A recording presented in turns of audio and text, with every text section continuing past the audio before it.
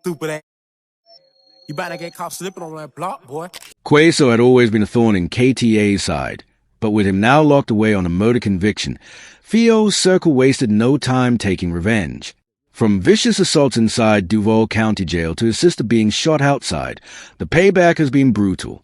Let's break down how everything spiraled for him. The downfall of someone once seen as a street figure. Quaso's been behind bars since September 2020, facing murder charges. Since then, reports have trickled out of him being abused inside, guards roughing him up, other inmates jumping him.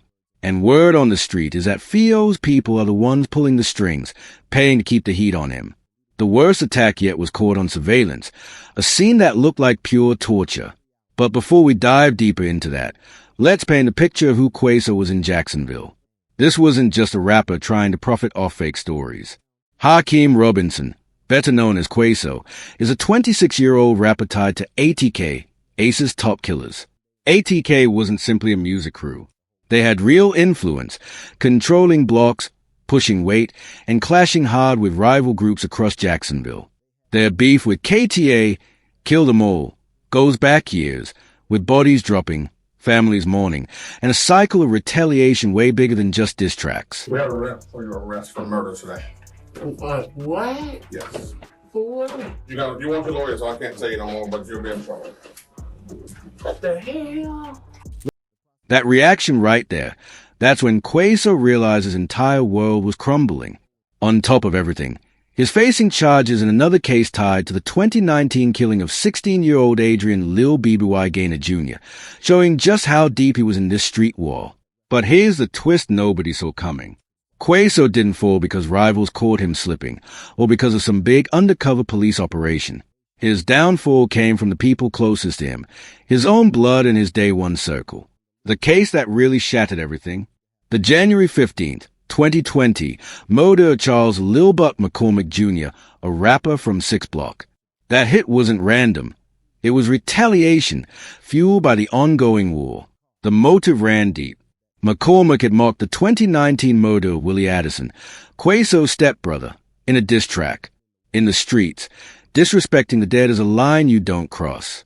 When McCormick did that, he practically sealed his own fate. Well, a couple months later, there was a rapper named Ksoo. Yeah. Who basically was posting videos bragging about, killing, different KTA members, or, whatever you want to call it. And he talking about smoking Bibby. Yeah. And he actually got arrested for the murder of Bibby. Even Foolio himself pointed out how reckless Quaso was for bragging online about murders. And on this point, Theo was absolutely right. Yeah, I mean, when I read that, I'm looking at it going like, this just makes no sense. Like, why, a murder has no statute of limitations, period. You can get arrested for a murder 40 years later. Definitely. I know that's the one thing you don't want to. But prosecutors didn't just rely on social media. They had full music videos Quaso released where he practically admitted to killings.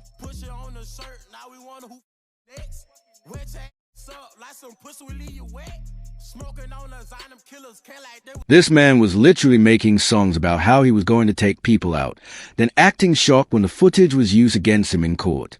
The code of the streets has always been simple. When serious charges hit, you keep quiet, you hold it down, and you stand with your people. That's been the unwritten rule from the start.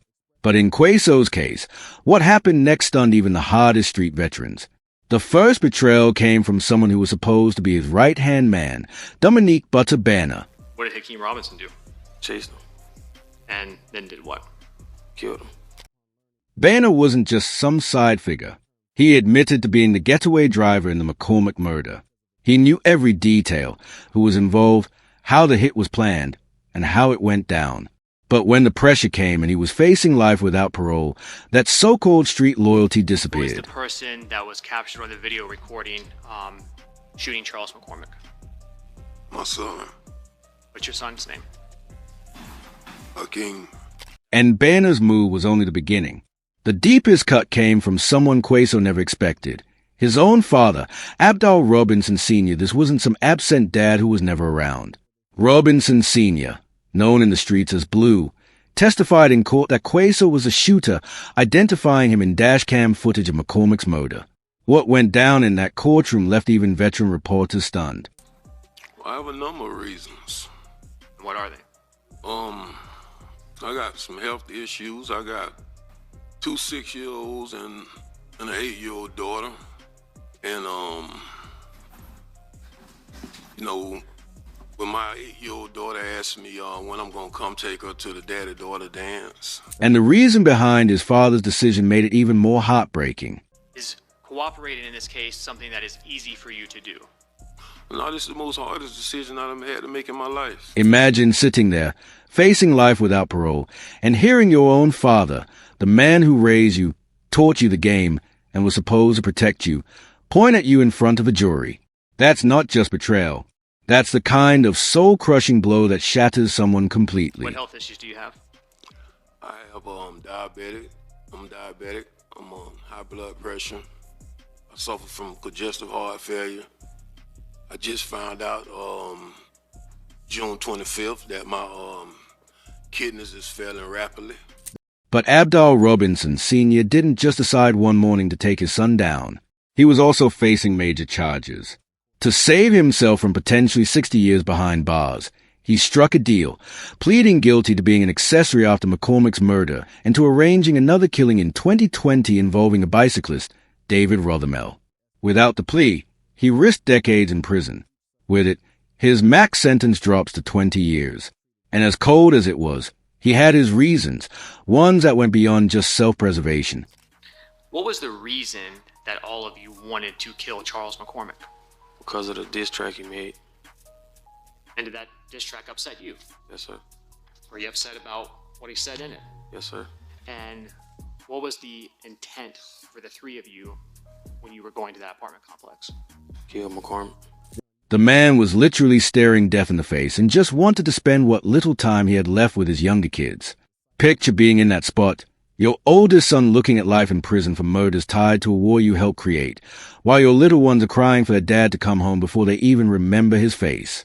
That's the kind of heartbreaking choice that rips families apart and crushes even the strongest man. But the streets? They don't care. The streets don't care about sick kids or your health failing. Out there, one rule stands above everything.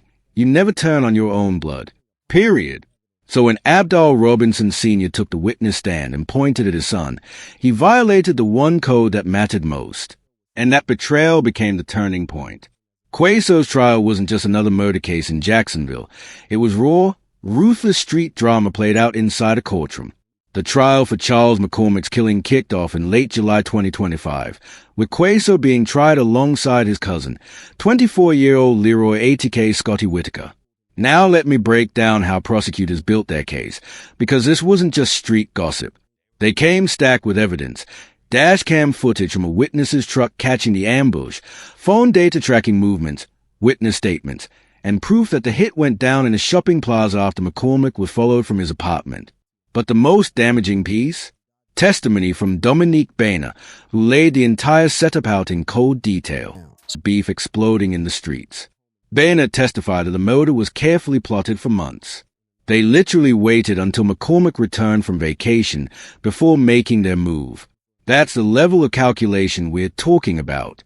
And when the day finally came, Boehner explained exactly how the trap was sprung. If A say wanna go, we hunt him till he dead. If she a op, her not on her face on the top of her head. A hoe can't set me up, I'ma beat that dead. Intercept the play, pick, since that dead. And the state didn't just lean on his words. They had physical evidence stacked up, DNA, phone records, fingerprints, including one that tied Quaso to a gun found in the car. Then add the social media posts, and worst of all, Quaso's own music videos. Remember that clip we showed earlier? What happened while the two of you were in that bedroom? Videos rapping about hunting people down and killing them, then acting shocked when prosecutors used it as proof of intent. But here's where it went even deeper.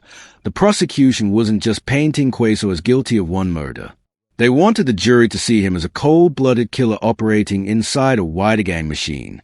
He and his cousin, ATK Scotty, were hit with first-degree murder charges, plus gang-related enhancements.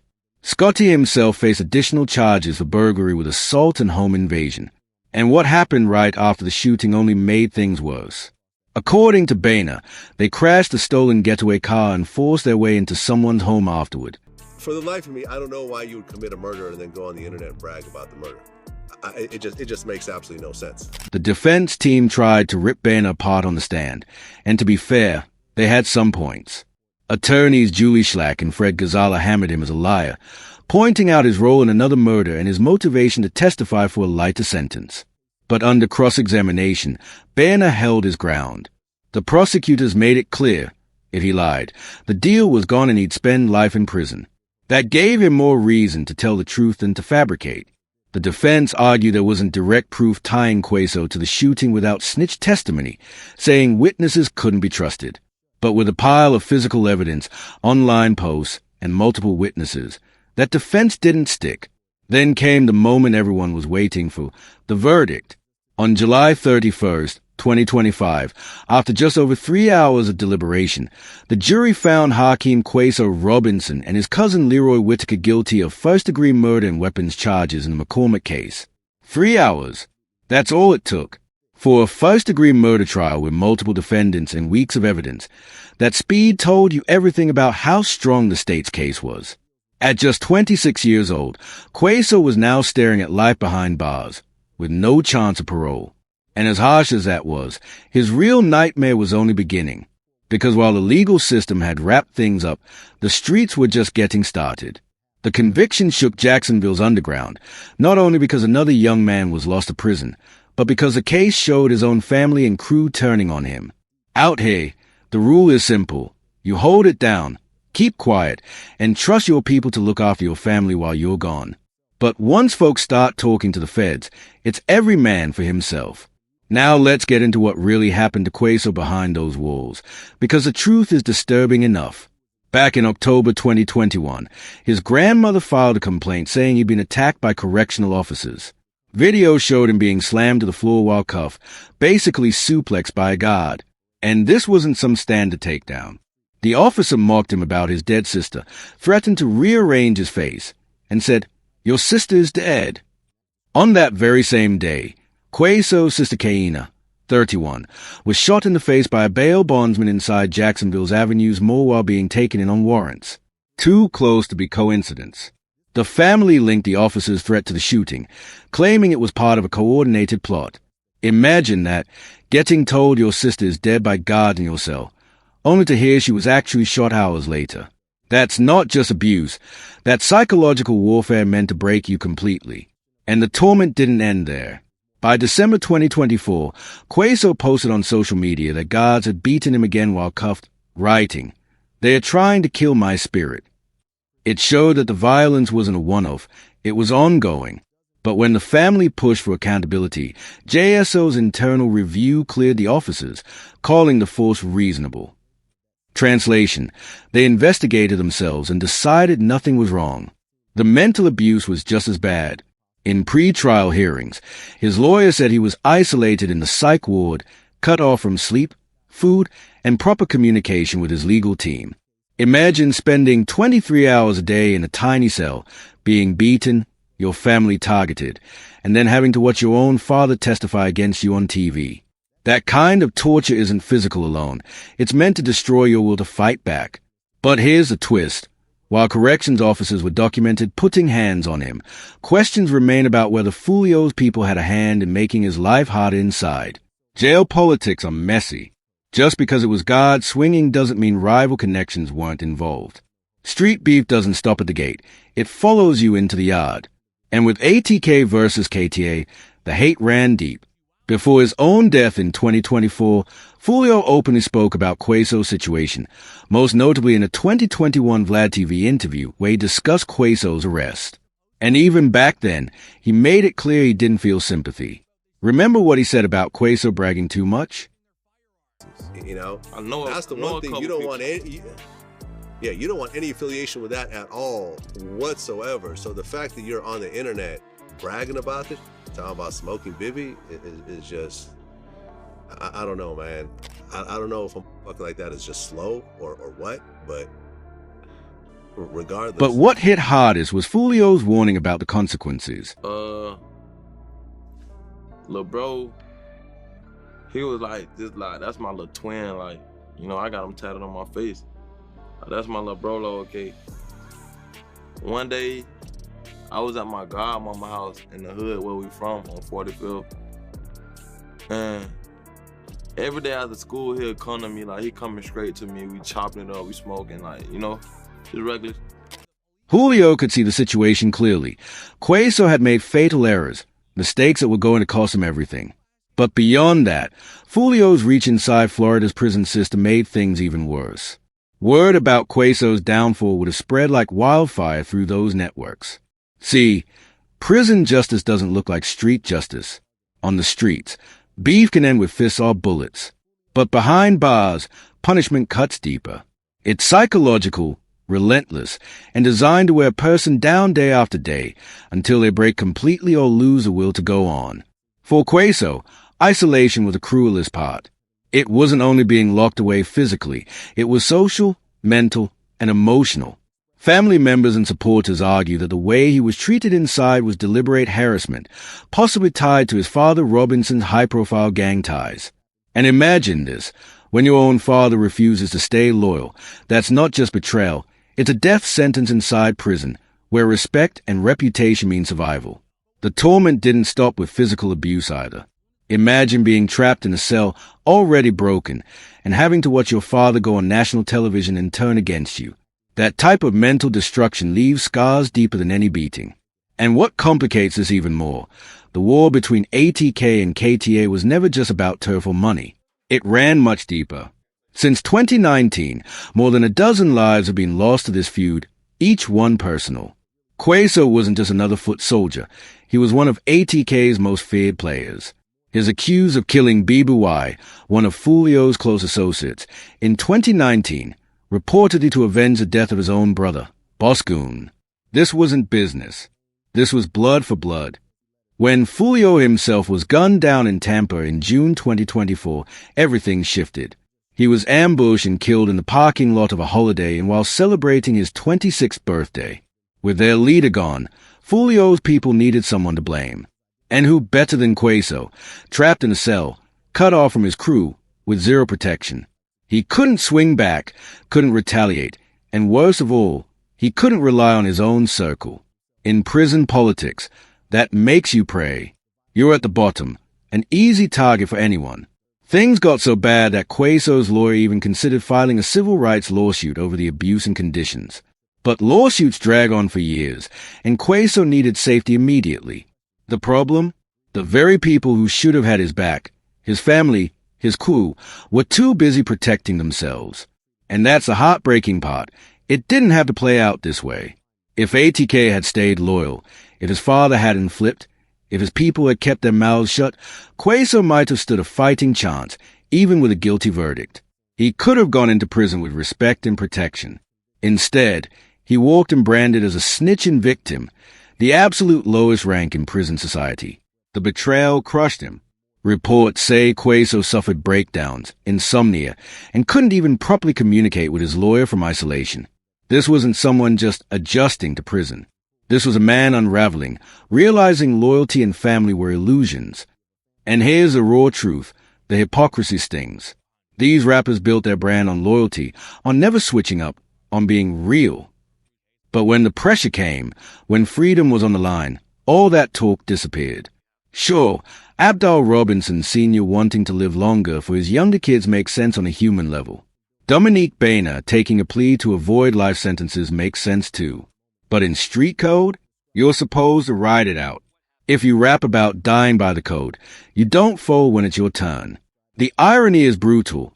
While Quaso was being brutalized inside, those who betrayed him were making deals, looking at freedom. His father could walk free within a year, while Quaso stares down life without parole. And the revenge? It didn't have to be an outright stabbing or assault. For someone like Quaso, destroying his protection, stripping his reputation, and watching his mind crumble, that more devastating than any punch. Sometimes in prison, the cruelest revenge is making sure you're left alone, with no allies, no help, and no hope. Quaso was found guilty of first-degree murder on July 31st, 2025. But truthfully, his punishment started long before that verdict. It began when his father chose himself over his son. It began when his crew decided freedom was worth more than loyalty. And that's a bigger tragedy. It's not just about Quaso.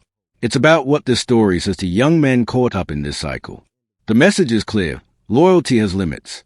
Family will sell you out. And the system knows how to use that betrayal to crush you. So if you're young and thinking about choosing this path, look at how Quaso's story ends.